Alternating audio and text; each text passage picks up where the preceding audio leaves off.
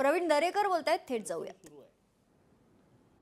कारण आपण बघाल की महादेव जानकर सुद्धा काल शेतकऱ्यांच्या मोर्चावर आरूढ होऊन काय म्हणाले, आम्ही सत्ता पालट केल्याशिवाय स्वस्त बसणार नाही। म्हणजे शेतकऱ्यांच्या मोर्चात सुद्धा सत्तेचा वास यांचा येतोय।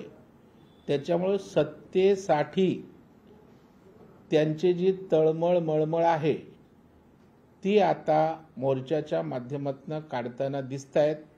त्याच्यामुळे सत्याचा नव्हे तर सत्तेसाठी तडपड असणाऱ्या व्याकुळ झालेल्या नेत्यांचा पक्षांचा हा मोर्चा आहे।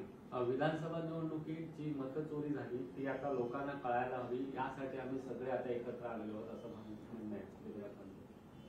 सगळे चोर लोक एकत्र आलेले आहेत।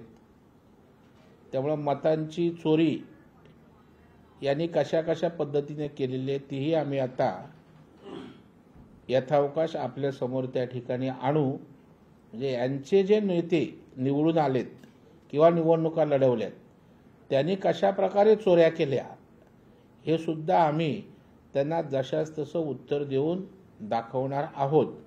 त्याच्यामुळे सौ चूहे खाके बिल्ली हचको चली तसा सत्प्रतिवर्तेचा आव यांनी आणता कामा नये।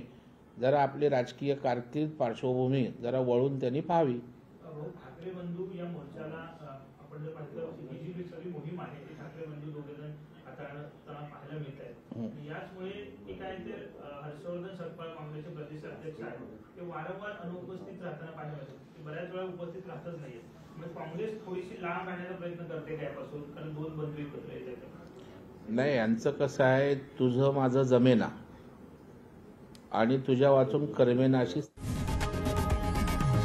लोकशाही मराठी ऐका, पहा, जागरूक रहा।